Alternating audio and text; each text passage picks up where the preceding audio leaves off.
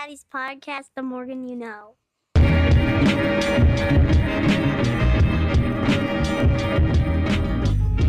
Love the show, and you should check out my buddy Rod Morgan's pod, The Morgan You Know, as I'm confident he's primed to make some waves on the scene.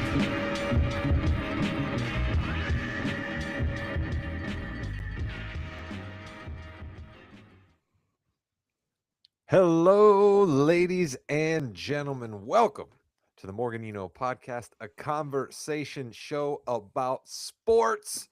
Specifically, this time of year, we're going to do basketball, wrestling. We talk about all year round, and occasionally we touch on some entertainment topics. To help me do it is my co-host, my executive producer, the creative engine behind everything that is the Morgan You Know. He's our guy, Jimmy Jamariska. Jimmy, hello.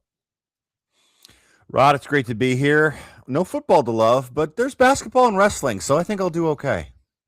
Yeah, we got plenty of basketball things we could talk about. It might be the All-Star break, but don't challenge us with coming up with some NBA topics. We can do it. Helping us chop up the NBA is a man who saw Dr. James Naismith cut a hole in a peach basket and tack it up to the wall.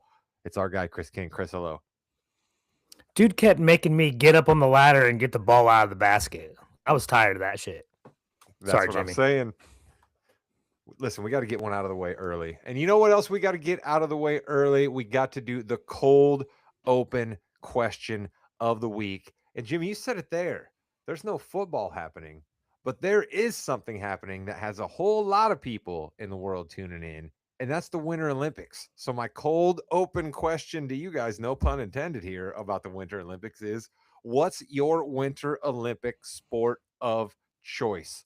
Chris. I mean, listen, everybody loves bobsled, luge, skeleton. Let's throw ourselves down an icy path slide at 100 miles an hour. But what has captivated me even more this year than it has in the past is curling, because we got a bunch of cheaters from these Canucks up north are just cheating the whole system. I'm tired of it. So curling has definitely captured me this year, Rod. Curling is Chris's Winter Olympic sport of choice. Jimmy, are you for throwing yourself down a mountain? Do you like the artistry of the figure skates? Where are you at? I'm big into figure skating, but this year's been weird with ice hockey, especially with the U.S. men's team. The other day against Germany, they scored a goal. No, interference. Okay. They scored another goal. No, that's interference again. I think that happened two or three times. The scores just kept changing. And I just want to know, these are supposed to be the best officials in the world, right? And the best players in the world, but we're not getting anything out of that. So that's kind of been the biggest story here, I think, is the officiating, unfortunately. Yeah, there was the ice dancing, right? We had a bit of a controversy. Yeah, we got screwed out of that. Around all of that as well. Chris made mention there of the Sweden team and the Canadian team about coming to blows. The Canadian guy basically being called a liar right on national television and then being proven to be a liar because he absolutely was doing the second touch on the curling ball, sending it down towards the curling ball. Listen to me, stone. As if I haven't been watching just as much. Because we all know we're all experts in this, right? Every 4 years we're experts in curling. That's the other part of the Winter Olympics that's just as fun, right? As you act like, okay, I know what the difference between this speed skating and that speed skating difference is. Nope, zero idea, right? And I know what the difference between slope style and big air snowboarding is. Nope, absolutely zero idea. No idea whatsoever. But I do know, and I wonder if you gentlemen saw this piece of footage. One Flavor Flav, formerly of Public Enemy, who is 66 years old. Okay, he didn't do a 4-man bobsled where he was in the middle of the bobsled. Okay, he did skeleton. All right, he did skeleton all by his own and got up to like 66 miles an hour on that track doing skeleton all by himself. Shout out to Flavor Flav. Chris, would you ever do skeleton or luge? I might do bobsled because you seem to have some protection, but would you ever do skeleton or luge? I think I would be willing to try luge. You're going feet first. You know, you have what I feel a little bit more protection of your more vital organs instead of going head first down. But boy, does skeleton look fun too. I think luge. Give me luge. Jimmy, are you a luge man or are you a skeleton man? I just freaked out a little bit with the skeleton, having that in my mind going for face. No, I'm not doing that. I think luge I would do. Definitely bobsled for sure. I think it'd be fun, but it'd also be very, very terrifying. Do you think that the non-nutritive cereal varnish that Clark Griswold works on in National Lampoon's Christmas Vacation would be beneficial to the United States bobsled, luger, or skeleton team, Chris? Yeah, it's non-Newtonian, Rod, and yes, of course that stuff is crazy slick. There's no friction there. We'll get top speeds for sure. We absolutely will get top speeds. I want to ask one other question of you gentlemen real quick about something else that's going on, not Winter Olympics. And I have a feeling I know your answer, but that's why I'm going to ask you because we have an opportunity ahead of us. Have you gentlemen had a chance to check out any TGL this year? The Tiger Woods video golf presentations. We're about 6 weeks in. Every team's played 2 or 3 opportunities. Have either of you guys checked it out yet? I have not. I have seen some pictures and some quick highlights, but that's about it. I love it because it's something I could actually do. Would I be good at it? No, but I could be there. Well, here's your guys' chance coming up next week. I believe it's Tuesday and Wednesday on ESPN2. There's going to be a doubleheader each night, right? So you got basically 4 opportunities to check out a TGL match next week. Good players out there, absolutely hitting darts. They're yakking at each other back and forth down on the course. That's always fun. You got Marty Smith. He adds fun to it. They got music playing the whole time, 40-second shot clock. My pledge to the viewers and listeners of the Morgan You Know podcast and to you two gentlemen, check out some TGL. I think you'll be entertained.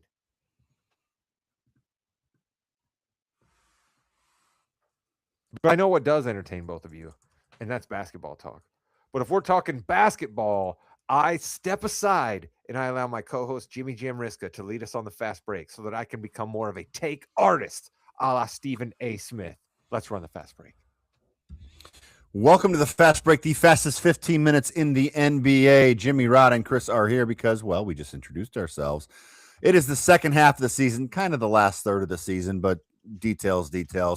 Couple quick things. All-Star game. Everyone's had their piece on it. We haven't. Let's talk about it real quick for a few seconds. I like the format. It was still a little confusing, but it did what it was supposed to do. It got some competition there. Shout out to Wemby. Shout out to the young stars. And those old guys, Rod, like Chris, they just wore out at the end. Yeah, they certainly did. You'd like to think the round robin is what made them play hard each and every game, right? Because they essentially had to look at the 12-minute quarters like a game. But if you had a format where the old guys didn't have to play 3 straight games, perhaps they wouldn't have been blown out at the end. But Chris, I kind of think that maybe just USA versus the world kind of had these guys fired up. Do you see any kind of a scenario where the All-Star game might work with just the 2 teams and we don't have to have 3?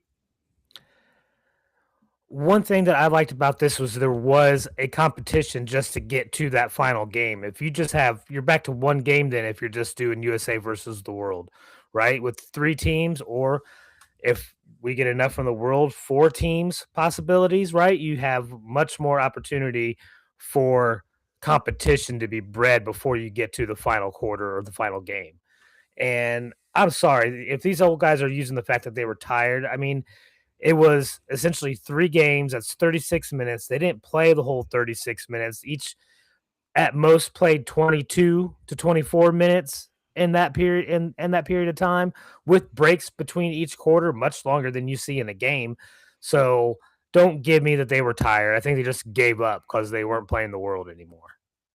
Shout out to Kawhi Leonard, too, for having, I think, 31 points in a quarter. Not bad, Kawhi. Pretty good. He's good. Good ball player. Did you want Adam Silver to hand Kawhi Leonard the MVP trophy in the Intuit Dome with all this still hanging with Steve Ballmer? So Adam Silver in between Steve Ballmer and Kawhi Leonard with a smile on his face. I wanted that, and then I wanted Pablo Torre coming up to do the to hold the mic. That would have been fantastic. Hey, I have a couple questions, Steve. That would have been fabulous. Yeah, it'd be unbelievable. So we have the second half of the season coming up now. Couple things we have to go over. First of all, we have to talk about our MVP table, which is getting a little more crowded because we don't know who's going to be eligible. Giannis Antetokounmpo out already. Cannot be the MVP no matter what happens. Chris, I don't think he would have been MVP anyway, right? No, but he would have been at the table. He would have been at the table, so he's out of the table. Nikola Jokic missed 16 games. You can miss 17 and still be okay. Wemby can actually miss 18 because he was in the championship of the play-in. SGA has missed 2 games. Cade Cunningham has missed 5, and then Wemby has missed 14. Anybody else you think should be at the table at this point for MVP is my first question, and then we'll talk about who we think is going to win it, Chris.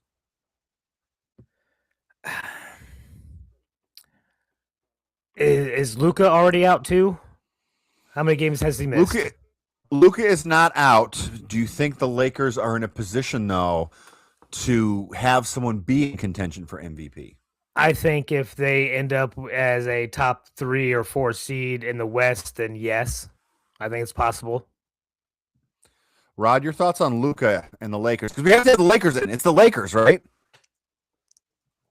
I feel like we live in a MVP society now where defense is at least taken into account, right? We didn't give an MVP to Jokic until he improved his defense a little bit, right? We made such a huge deal about Shea and the fact that he led the league in steals last year. Chris comes on this podcast all the time and talks about defense that teams play, and he talks about stocks. So I feel like a guy like Luka, who just absolutely is a turnstile, if he does happen to qualify for the amount of games, he's probably not going to be there. And Jimmy, I ask you this. So the games played, is it kind of like we're a supper club and you got to have like a suit and tie on to be able to sit down at the table? And some of these guys are showing up without a suit and tie. Is that what's essentially happening here for our MVP table? Yeah, a tie is not optional. I like that. You have to have the jacket. The jacket's key, Rod. You can't just come in with a shirt and tie. You got to look professional here. And unfortunately, Giannis, he didn't. He came in his hoodie. And that's about it, Giannis. I'm sorry, bud. But I don't think Jokic is going to be able. Go ahead. Giannis didn't come in just a hoodie, Jimmy. He came in a branded hoodie. He came in a Kalshi branded hoodie. And trying to bring his brother in tow.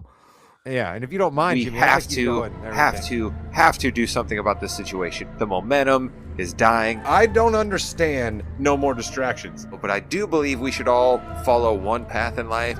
Hubris and ego and pride. Sorry, all that was a complete lie.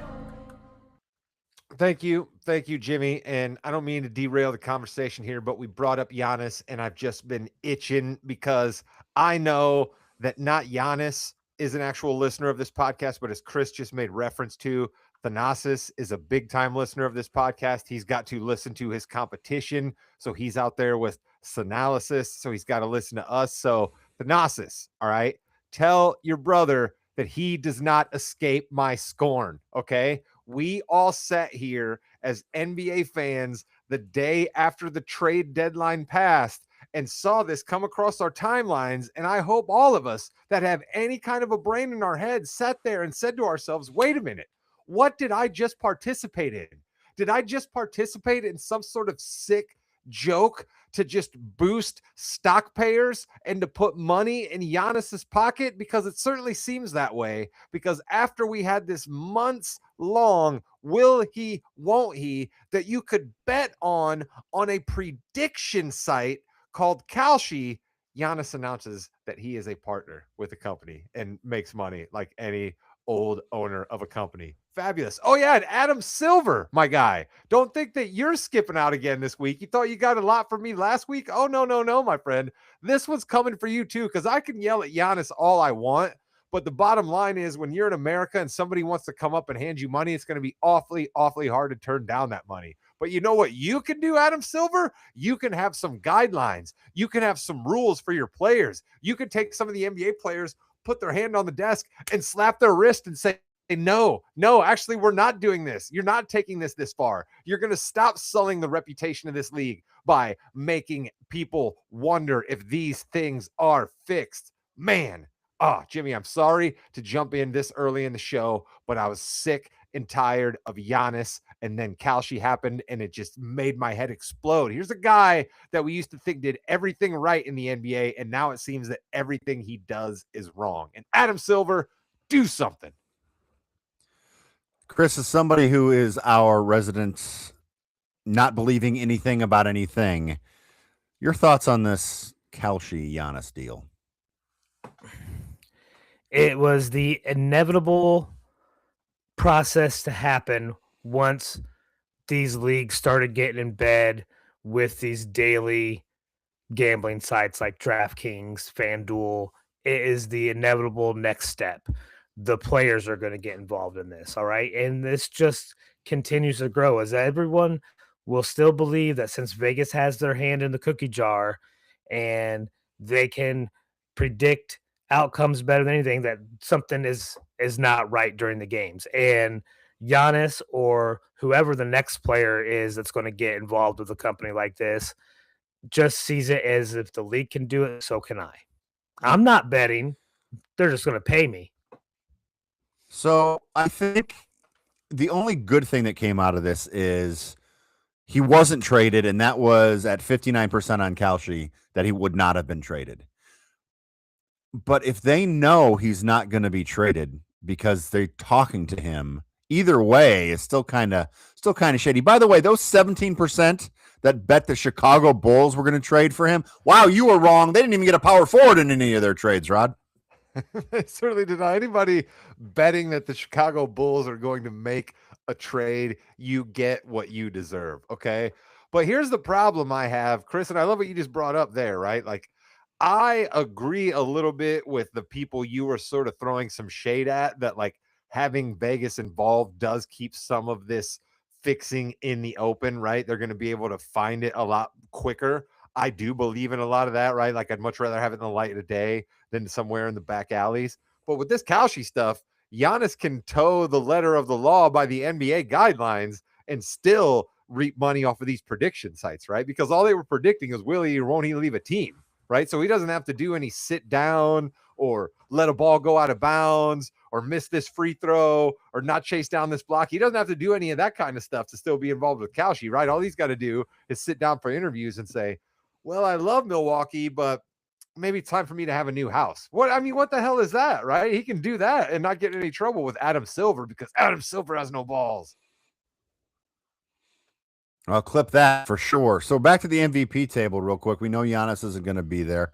Jokic has missed 16 games, so he's got one game to go. SGA missed 2 games, but it looks like he's going to be back after the break. Cade has missed 5, Wemby's missed 14, and Luka has missed 12. So as we're sitting here right now, before the season gets back underway, Chris King, who is your prediction for MVP? I don't think Wemby's going to survive. I think it goes to SGA. Best player on the best team so far? Okay. Rod, do you think there's any chance that we're going to get all the games out of Jokic for the rest of the season? Yes. Yes, I do. I think Jokic came back a little early. I think he wants to be in the running. I don't know if he's going to win, but I think he wants to be in the running, and I think he's going to have the requisite numbers of games played.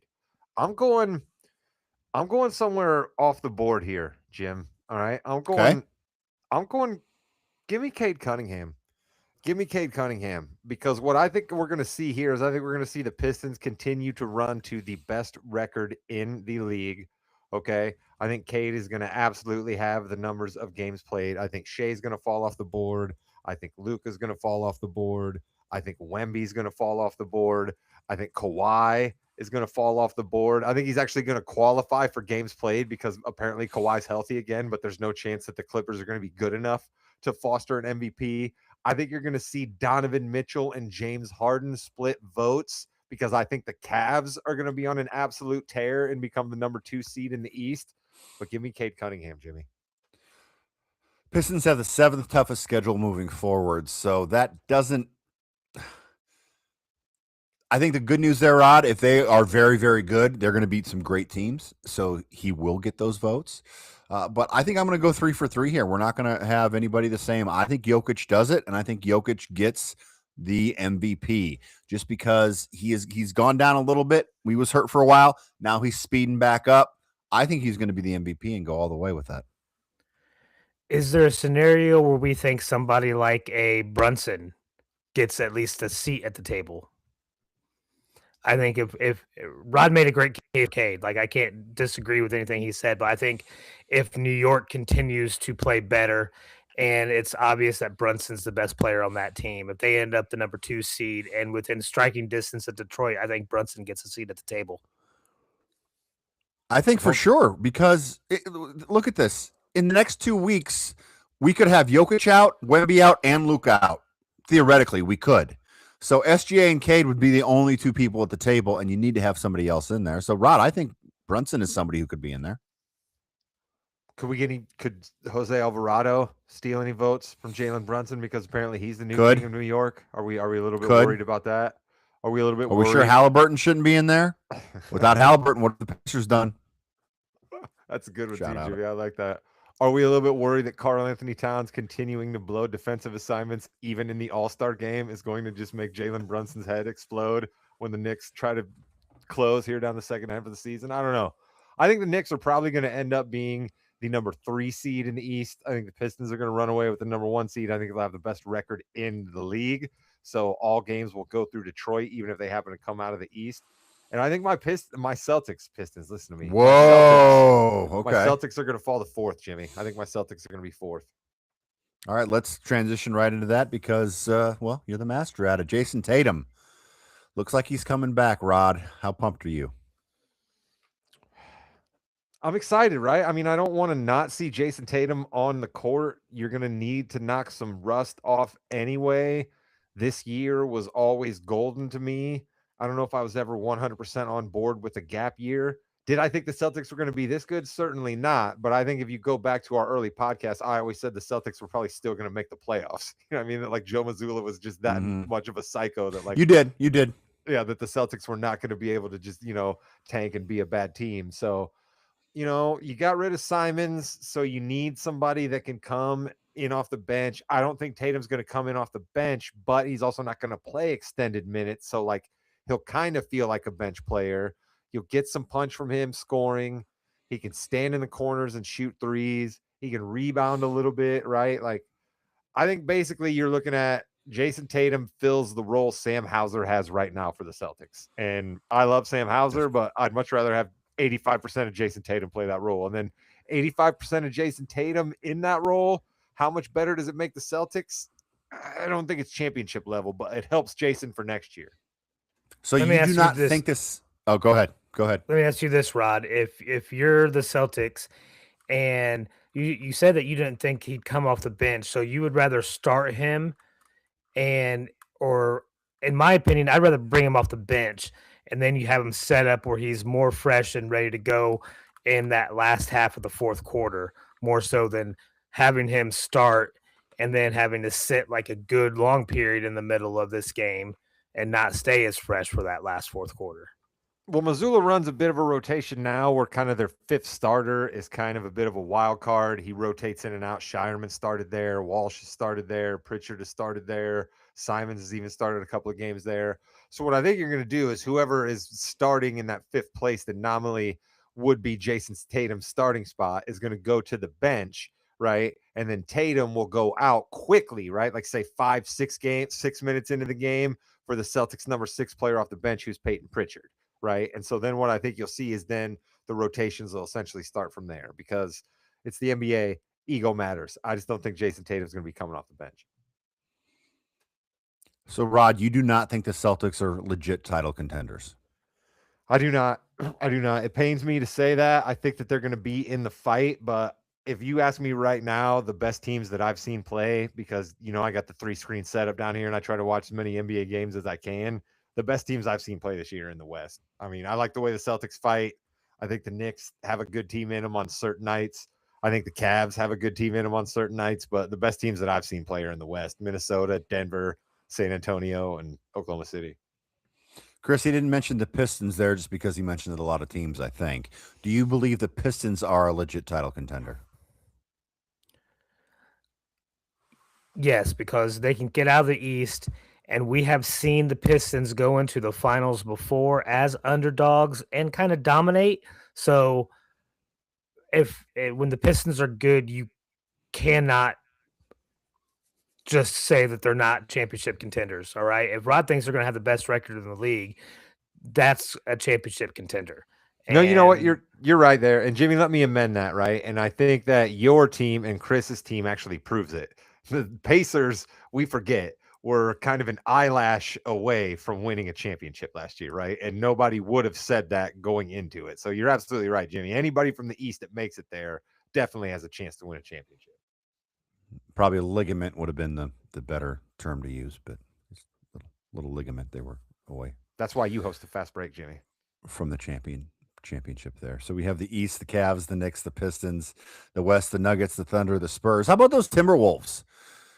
We have the reigning All-Star MVP. Do they have enough, Rod, to maybe get in that legit title contender territory? I just think that we all know that experience matters in the NBA a little bit, right? And Chris, that's what I worry about with your Pistons, right? I know they were in it last year, but they lost, right? So you're expecting the Pistons to go from losing a first round series last year to winning 4 series this year. I'm not entirely sure how that'll go. I'm not saying they can't, but I'm not entirely sure how that will go. What I've seen throughout history in the NBA is more a team like Minnesota, who's been in the Western Conference Finals 2 straight years, who has sort of hit their stride at the end of the year, both of the previous 2 years. And we all talk about it on this podcast all the time. The regular season doesn't so much matter. So if you're Minnesota and you flounder a little bit at the beginning of the year, but you get to the top 4 in the West, meaning you have home games through a little bit of the playoffs there and your matchups are fair to decent, I don't know why Minnesota couldn't be there, Jimmy, because Anthony Edwards is that good. Chris? yeah, I mean, they are. I do think that if they come in as the 4th seed behind Oklahoma City, behind Wemby and San Antonio, and behind Denver, and everybody on those teams are healthy, it makes it a lot more difficult to get to the Western Conference Finals, let alone win it. That's a brutal top 4 in the West if everybody's healthy. Now, I think if you see something like Wemby going down, that opens the door up for a team like Minnesota to really make a push. Haven't really mentioned the Rockets, who were a preseason favorite maybe to come out of the West or at least go far in the playoffs. I know Kevin Durant has some texting or group chat things going on. Again, group chats, I say, are off limits for anything that you can be mad at somebody about. Thoughts, gentlemen? That's a fair point, Jimmy. That is a fair point. I've been known to possibly get a little bit heated about something in a group chat and then be like, wait a minute, what am I doing here?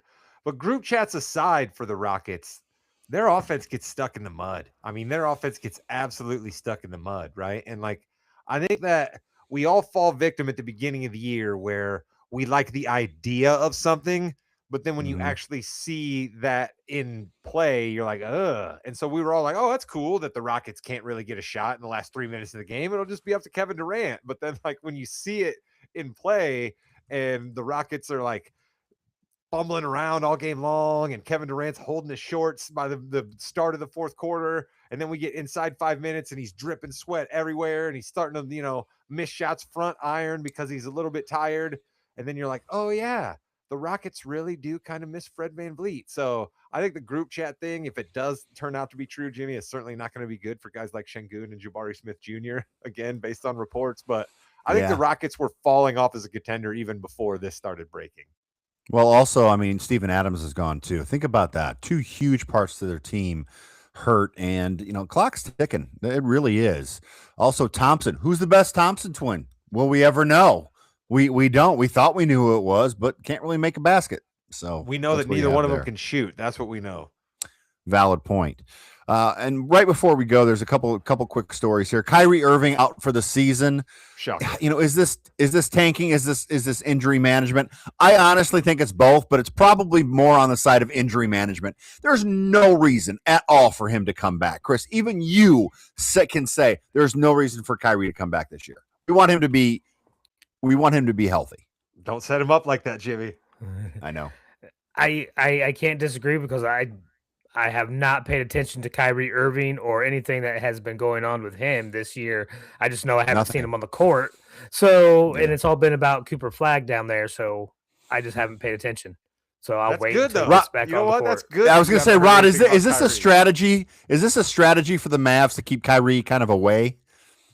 It's certainly, listen, you probably, when you got a guy like Cooper Flag who just needs to learn his way in the NBA, maybe one 18. season away from Kyrie Irving is good, right? But Kyrie's sort of turned a new leaf, right? A lot of guys like him in the league. He could be a decent elder statesman. So, yeah, I'm not shocked that the Mavs are not interested in winning basketball games. I think that you could get some benefit to what the Pacers did back when Paul George was a Pacer, where they brought him back for a few games at the end of the year where they were absolutely done just to kind of knock the rust off. But Kyrie's a little older than Paul George was when he came back there. So I think you probably get more benefit just giving him more healing time than even knocking rust off. Paul George And had a finally much more gruesome injury he was coming back from, Yes. though. And finally, before we hit the Yeah We Know podcast, where we feel oozy all the time, but are the Bucks feeling oozy? Do you think Ousmane Dieng, Cam Thomas, Miles Turner, and Giannis Antetokounmpo, Rod, can take the Bucks to the play-in game? I believe they can. I like that you threw in Giannis there because if Giannis wants to come back and play, he's coming back and playing. The Yep. Bucks are not going to be able to stop him. The Bucks have zero control over Giannis. We have seen that time and time and time again. So if Giannis decides for some reason that he wants to come back and play because maybe it'll boost his Kalshi stock, then he's going to come back and play. And if you have a void on your basketball team where everybody kind of looks around and they're like, hey, we don't necessarily know what to do, Cam Thomas will shoot, right? I mean, like, all he needs is that half second where everybody's like, hey, who's Cam Thomas? Like, don't ask about that. Just give me the ball and I'll shoot it. And so will Kevin Porter Jr., who's also on the Bucks, and Miles Turner likes to get some shots up, and Ousmane Dieng, good for him. He started with Oklahoma City, so you know that he's a good basketball player because Oklahoma City only drafts good basketball players, apparently. So I'm with you, Jim. I think the Bulls do not want to make the playoffs. I think Charlotte is going to make it out of the play-in scenario. I think they're going to be that good, and I think that absolutely opens it up. Let's go. Chris, anything to add before we head out? No, I'm gonna. I Fair enough. thought about going. Dynamite. Thought about going off on Mark Cuban, but we'll save that for another time. Oh, going off on Mark Cuban. Apparently, you don't Mark like Cuban? to pay. The guy who's just walking up into somebody's neighborhood, knocking on the door and saying, hey, are you selling this house? And they're saying no. And then Mark's like, oh, that's okay. But I'm still going to go release to the press that I tried to buy your house. What a joke. And with that, you've been listening to the Fast Break. Now it's time for the Yeah We Know section of the Morgan You Know podcast because we are talking WWE. And my question for you, Rod, is what's in the box? Hopefully it's not the remains of Terry Funk, whose t-shirt Okay. I'm wearing. It was just displaying right now. Hopefully it is not that. Hopefully it is not just like a new t-shirt, right, that they're just going to unveil on everybody. Hopefully it is not another announcement of a Saudi Arabia premium live event. So I don't know what's in the box, Jimmy, but I have a few things I hope it is not what's in the box. Okay, so I think it's going to be a brand new Prime bottle, the new flavor of Prime coming out of that box, Chris. How excited would you be if you saw that? What was the date? The 28th? Is that when it's supposed to be open? It's Elimination Chamber Day. Well, I mean, it's Brock Lesnar then, right? So my question is, how do you fit Brock Lesnar in that box? Right. And there's a lot of things you need to do as a person that may not be good in a box. It's if the you will. WWE. It's all magic. It is all magic. So as But if far there's as some somebody things who I'd could like, survive on jerky alone inside of a box, don't you believe that person is Brock Lesnar? I kind of believe that person's Brock Lesnar. Right? And he could have been do. standing in there sideways. We didn't see the other side of the box. It could have been much larger. It's a gigantic box. There could be a whole tube system happening in the other side of the box. You know what I mean? There could be a tube for liquids to exit out of said box. There could be another intake tube for H2O and other protein-rich liquids. We don't know. Somebody could be living in that box, Jim. As Chris said, it could be a tiny home where it's like 6 feet tall, 15 inches wide, long, and then like 60 feet wide. You never know. He could be doing laps in there. That's fine. I agree. No question. So what could actually be in the box? WWE's done a couple of these things in the past. The box gimmick goes way back to the territories. We've had an egg before where the gobbledygooker came out of the egg. I feel that we've talked about this before. There was a Seth Rollins statue that turned into Sting that was in a box. There's been some news that Chris Jericho's contract was frozen by AEW, and he may not actually be signed to WWE. But I would like it to be Chris Jericho. I think that would be pretty cool to see Chris Jericho come out of the box. Rod, convince me I'm right. Convince me I'm wrong. Jimmy, if it's a tiny home, did we consider Hornswoggle? Did we consider Hornswoggle inside of the box? There could be. There could be. The next D'Lo thing out of Brown? your mouth is going to be D'Lo. Could be D'Lo. Sure.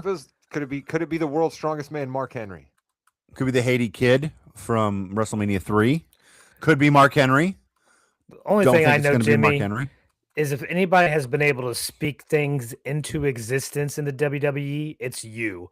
So if you keep is me. talking, Chris Jericho is going to show up. He's going It's to not show Jericho. up somewhere. Jimmy knows it's not Jericho. He's just trying to talk Yeah, I kind of want it to Jimmy, be could it Jericho. be Irwin R. Shyster, IRS? Could it be Irwin R. Shyster, bringing back the right to censor?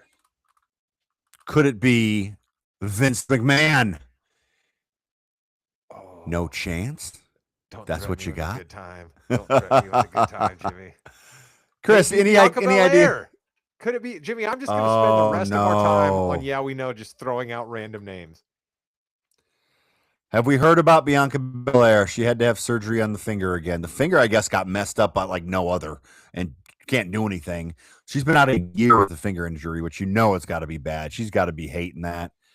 It's a shame because we love her. She's amazing in the ring, and we just need to get her back as quickly as possible. What a shame. Do her and Montez Ford have like a joint contract that if she doesn't wrestle, he can't wrestle? Because we haven't seen him in quite a while either. He's got to be there to take care of her. Got a finger situation. Well, what about Dawkins? He can wrestle then. Does he have to be there as well? No, he definitely has the contract where he can only appear with Montez Ford. That's true. No question about that. So we have a box, and then we have a masked man, Chris. And the masked man is definitely not Logan Paul. Or is it? Because he got stomped, Chris. Who is it? Well, I don't know. Last time we talked about this, I thought it was still Austin Theory, but that's been dashed as well. So I think it has to be Rollins. I think he's playing us all for fools again, and I can't think of anybody else it could be. Well, the good news is we know it's definitely not Rollins in the mask now. It can literally be anybody. I think they kind of have to be white with the hand situation they got going on. But other than that, Rod, so that Montez Ford is out on you. Jimmy, could it be former WWE commentator Sean Mooney in the box? We recently just Apparently. saw a Yes. reappearance of him with Becky Lynch, right? Hooking him up with a Bex award. Could Sean Mooney come out of the box at Elimination Chamber, Jim? He could. If it's going to be an announcer, it's Pat McAfee. He hasn't came back yet, and we know he is. It could be Pat McAfee. It definitely could be Pat McAfee, actually, Chris. It could be Pat McAfee. What about It's totally Pat What about the Lethal Weapon Steve Blackman? Could the Lethal Weapon Steve Blackman be in the box? Okay. Lethal Weapon could be. He could be in the box as well. He could also be the masked man. So we have no idea, and Rod does not care at all about these things. But what he about does Brian care about. Christopher? Could it be Brian Christopher? Could Brian Christopher be oh, darn it. No. Right. Dead. I was trying to pull the one that wasn't dead, and I pulled the wrong one. Scotty Too Hottie would be. I thought Scotty could be Rikishi. Is Rikishi in the mask? Oh, that'd be awesome if it was Rikishi. This coming week, WWE travels to Atlanta, Georgia, home of AJ Styles. And we are having a tribute to AJ Styles. Chris, how excited are you for the tribute to AJ Styles this week? I mean, I'm going to watch it because I didn't know about the Phenomenal One on early in his career. I'm not familiar with his backstory really, so I'm going to be interested in it. Rod, there is no way AJ Styles is retired. He's wrestling again this year for WWE. Could Luke Gallows be in the box, Jimmy? Too tall. Too tall. All right. What if it's AJ Styles? Could we put AJ Styles back? It's just in AJ that Styles. box after we celebrate him on Raw in Georgia. Did they just deliver AJ Styles a week early? Is that what you're saying? Listen, some places, I at the flower shop, right? Yeah. For instance, we just had Valentine's Day, okay? Sure. And we had a lot of people's orders come in, and we had some people ahead of time say, hey, if you want to deliver this on Thursday, Friday, or Saturday, it's cool. We'll do flex delivery. So maybe, just maybe, whatever delivery company that the WWE decided to outsource their box delivery to decided to bring AJ Styles around a week too early. That's all I'm saying, Jim. We don't know who it is. We talked about Brock Lesnar. Could it be Papa Shango? Go ahead. Is Papa Shango still alive? Yes. I believe he owns some Shango? establishments in Vegas. Yes, it could be Papa Shango. That would be incredible if it was Papa Shango, wouldn't it? Could be. Could be also Kama Mustafa. Is Tugboat still alive? Tugboat, I believe, is. I think he's got to go fund me up for something, though. Nice. All right. See, then that's what it is, Jim. Instead of a GoFundMe now, he can just have one final appearance as the man in the box at Elimination Chamber. What if the Godfather is the guy in the mask and Papa Shango is the guy in the box? Ooh, I love it. Okay, AJ Styles tribute. Here's the thing about it. Why do we need a tribute after a guy walked away, Jimmy, if that guy's not going to wrestle again? So my question to you is, who's crashing the party, right? Because that's what we're doing here, right? AJ is going to come out. We're going to have, a bunch of the good baby faces are going to stand around and shake his hand or tell him how great he is or something like that, right? And then somebody's going to come out, somebody's music's going to hit, interrupt him, and is going to come out to piss all over the party, right? That's what's happening. So who is it going to be? Well, you would think Gunther comes out to do something, but that doesn't do anything for me. Does Gunther come out to mock AJ, and then does Lesnar come out to go one-on-one with Gunther or something like that, or Obafemi? What if Omos was in the box and then Omos comes back because he has a score to settle with AJ Styles? He could. Is the box big enough for Omos? Because a little before you were saying it might not be big enough for Brock Lesnar, so it's probably not big enough for Omos then, is it? No, probably not. But Brock bring Lesnar Omos is back due to battle with Obafemi because Rusev isn't enough. Oh, Rusev's definitely going to beat Obafemi. No, he's not. Probably not, Chris, right? I'm a little nervous. Obafemi with that one.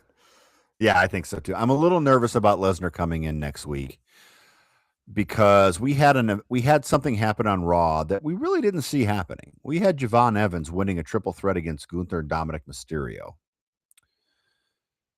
I see Javon Evans being amazing in the Elimination Chamber. I think he could climb to the top rope, or top of the cage, excuse me. But I could also see Lesnar coming out and killing Javon Evans and him taking his place in the chamber, which I would think would be ridiculous. I don't know, Rod. And what do you think? What about the Gunther situation? That's kind of interesting. So you think we got to get Brock Lesnar in the WrestleMania main event by like legitimate fashion? He's got to win Elimination Chamber. We can't just put Brock Lesnar in the match because he's Brock Lesnar. Well, they could, but I don't think they will. I don't know what they're going to do with Lesnar. There's so many different ways they could go.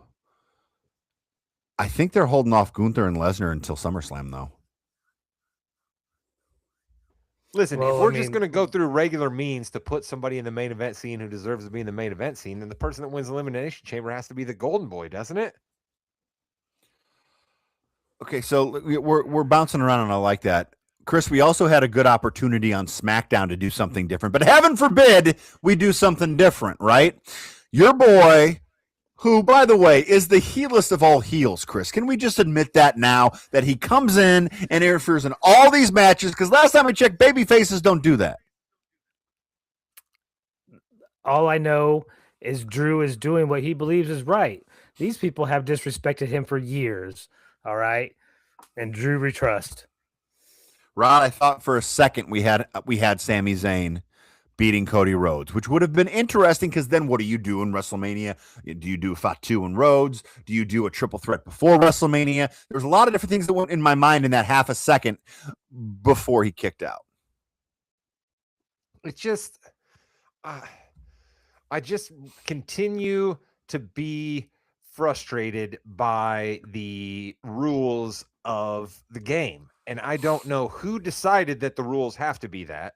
I don't know who the rules benefit other than people not in my age bracket, I guess, because I don't know why Cody Rhodes has to continue to be forced down our throats here. But this to me is the perfect scenario where Cody doesn't get his way. And then you can finish out 2026 where Cody Rhodes is a dastardly heel doing some things that people absolutely don't like. And then you can set up some other people to become huge stars because they're playing off of the golden boy who's now turned to the dark side, right? I mean, how many people can you build out of that? But no, we have to just continue to do the same old thing. Drew McIntyre comes out and interrupts a match for God knows what reason. I mean, God knows what reason. Chris used to sit on this podcast and go crazy about the Usos and the Bloodline interrupting every match. And now because it doesn't actually benefit Drew and he's just doing it to spite people, Chris is cool with it. This is absolute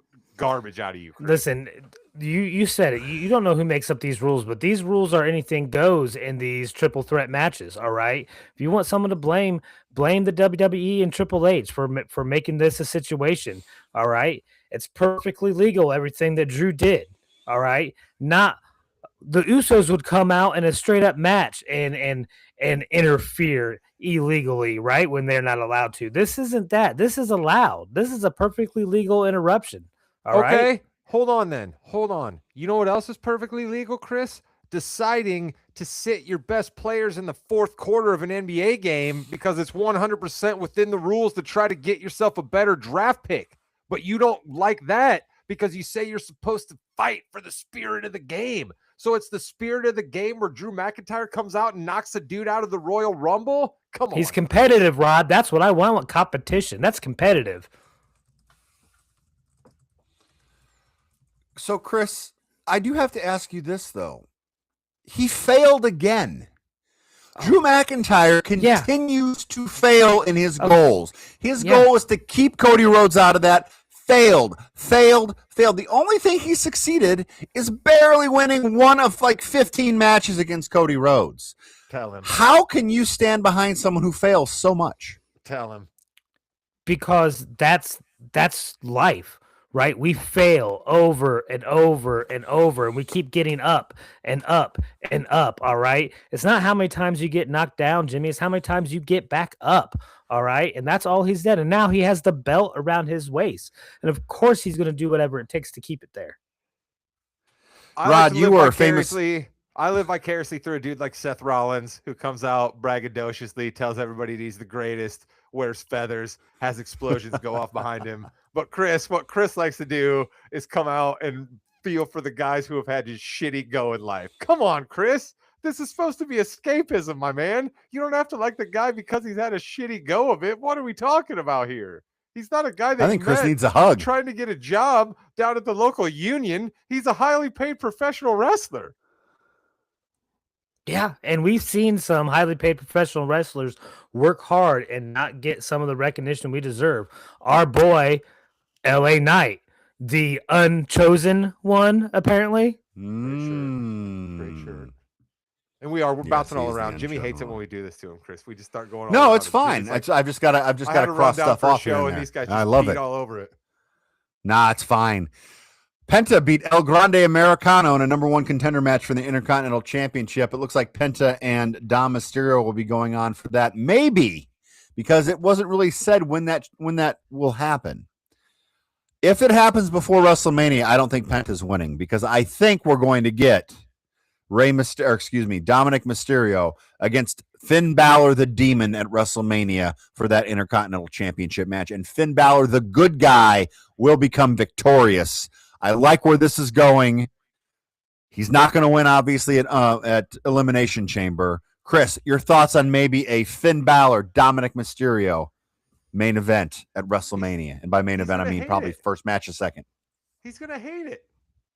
I mean, listen, I have complete faith in Dominic Mysterio being able to overcome whatever's in his way. Somehow, this dude is able to keep a hold of belts longer than anybody should, and he knows how to do it. So, until I am proven otherwise, Dom's winning this match. Rod, the one thing the internet agrees with you on is Dominic Mysterio's overrated. They did not agree with your solution to the NBA tanking issue, I will tell you that. But you think Dominic Mysterio, who's only won 2 matches in the past 18 months, can defeat Finn Balor? You think that's a possible Mania match, and would you like to see it? I definitely would like to see it. I had tongue planted firmly in cheek there when I said Dominic Mysterio was overrated, okay? Because clearly I understand that the game is not all about wins and losses, all right? I understand Dom is a skilled performer, but his record also just needs to be pointed out from time to time, okay? This man comes down to the ring, calls himself the greatest luchador of all time, the greatest intercontinental champion of all time. He doesn't even have a winning record, all right? So let's just call things for what they are, all right?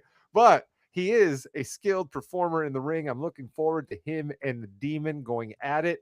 And Jimmy, I'm just going to say it again. If Finn Balor wins this match and Demonito doesn't make an appearance, it's all going to be for naught. Shout out to JD McDonough for coming back too. We like to see him alive, standing and walking. Yes, we do like to see that. Rod, question for you. What's going to end? What are we going to see first? Who's in the box, or an MFT Wyatt family end to their feud? I must admit, I kind of don't hate that the MFT Wyatt feud doesn't end, right? Because frankly, what else are you going to do? Keeps going. Yeah, what else are you going to do with these guys? So kind of just always have it bubbling under, and then like when you're ready to be like, hey, we can have all 5 of you guys fight. Let's do it, or all 4 of you, I guess, because there's not 5 because we're not going to have Nikki Cross face somebody from the MFT. So we have to get somebody else in there. But that's a story for another time. I'm fine with it because honestly, if the Wyatt family are not trying to get back the Lantern, then I see no point for them to even exist. So, and I like Solo and the boys. So let's go. If they want to be Lantern thieves, I'm for it. Shout out to Apollo Crews for making an appearance on SmackDown, and shout out to Carmelo Hayes for taking a week off. He's just in a tag match, not in the U.S. title match. Speaking of title matches, Jade Cargill retaining against Jordan Grace. Huge Jordan Grace fan, no question. Love Jordan Grace. Think she's great. I thought it was a fine match. I mean, if it is what it is with Jade. I loved the ending where she hurt her hand and just did the one-handed finisher. Love that. Rod, I think we got to get this title offer before Mania. Do you think that's where we're headed, though? Because no. I don't. I'm with you that's absolutely what has to happen, but I don't think that's where we're headed. I think they're going to try to have the belt on her at Mania, and I think they're going to try to make her, and I think that's absolutely a bad decision. But she's like, if we got a pie, right, for a professional wrestler, Jade Cargill's pie is like 5 of the 6 pieces are there. You know what I mean? 5 of the 6 pieces are there. So you can't fault somebody for being like, hey, this is a very, very good pie. Just have some of the pie. I know that like we don't quite have the brown sugar right, and the crust is a little not as flaky as you'd like it to be, but it's cool. It's a good pie. It's good pie. All of us pie connoisseurs are like, yeah, but you know what? Over here, you gave me a perfect pie. And this next match that comes up, you're going to give me a perfect pie. So I'm sorry if I don't want your imperfect pie that you keep trying to just serve down my throat. And Jimmy, we've talked about this with numerous WWE characters over the years. And while Jade has it, and while I don't think anybody has turned on her yet, we need it. We need it to come together where her matches don't feel so robotic. So who does she lose to if she's not going to be in WrestleMania with the belt? Like who gets it, and then who ends up going up against her to make that WrestleMania match worthwhile and a good pie? I mean, I think Tiffy Time's going to win. She can't win the Chamber, can she? Oh, come on. They're totally telegraphing that for us right now, aren't they? I know. I'm not a fan of either, Jim. Tiffany Stratton, Jade Cargill Mania match just doesn't do it for me. It also is going to make you look bad. You're going to come out of Mania with a bad match. Tiffany Stratton's not somebody that can carry Jade. I'm sorry. She's not good enough herself. I feel like they're pushing a Rhea Ripley versus Sky thing more than really Tiffy Time to me. I think so either. I think that's actually gonna be main event night 1. Unfortunately, I think they're gonna have that the tag team gauntlet or something like that. Might be main event night 1. Yeah, they haven't cooked it up enough to have Rio and Nia fight at WrestleMania yet. That's more like I don't think so SummerSlam. yet, Chris. I think that's something that's going to happen down the line, just like Alexa Bliss and Well, Charlotte. no, I'm And saying Rhea beating Io in Elimination Chamber to get to WrestleMania, Oh, and having Rhea okay. fight Jade in WrestleMania. But if you're saying Jade needs to get the belt off of her, who takes the belt from her that's going to be good in WrestleMania? Zelina Charlotte Vega. Flair. Honestly, yeah, Zelina would be fine. No, that's the tough thing, Chris. That's what they have to do. So I mean, you want that entrance at Mania. I think that entrance would be great.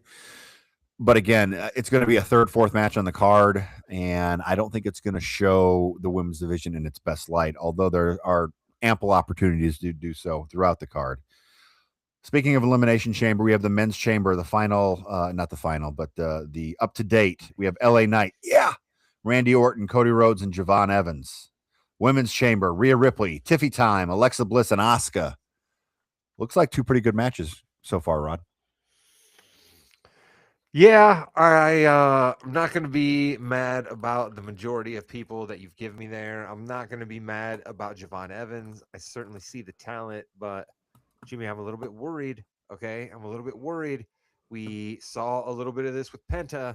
Penta comes up and Penta wins his first 7 matches, and Penta's absolutely blazing hot. And then there's nowhere for him to go because I'm sorry, we're talking about Brock Lesnar coming in and win Elimination Chamber and being in WrestleMania, right? We got Roman Reigns, we got Cody Rhodes, we got Drew McIntyre, we got CM Punk. Maybe Seth Rollins is behind the mask. You know what I mean? There's nowhere for Javon Evans to go. So I think you're kind of doing him a disservice by vaulting him up the card this far. Sure, it gives him an ample opportunity to do cool shit inside the Elimination Chamber, Jimmy, but it's then going to make him look a little bit like Penta did, where you look like a bat out of hell and then you lose a bunch of matches in a row and then you're sitting at nowhere. And what did you really gain? Well, that was kind of his gimmick in NXT, where he did great but lost a lot. I don't think that's going to happen right away. I think it's going to be a little longer than it was with Penta. Penta's still over so much. That entrance is great. His actions are great. But I think him getting beaten with an RKO in the middle of the Elimination Chamber, which I think is what's going to happen, I think that'll be okay for him, Chris. Yeah, I can definitely see him going out as an RKO. I also think I've learned enough from you guys that just because he won that match and he's tentatively in the Elimination Chamber right now doesn't mean he makes it to the Elimination Chamber. We could see a whole number of scenarios where he supposedly takes a bump in a match next week and then can't go to Chamber, so gets replaced by somebody that they really want in there. So you never know. In fact, they just Okay, guys, added Austin Theory one year. They just put Austin Theory in there, even though it was one more number they were supposed to have.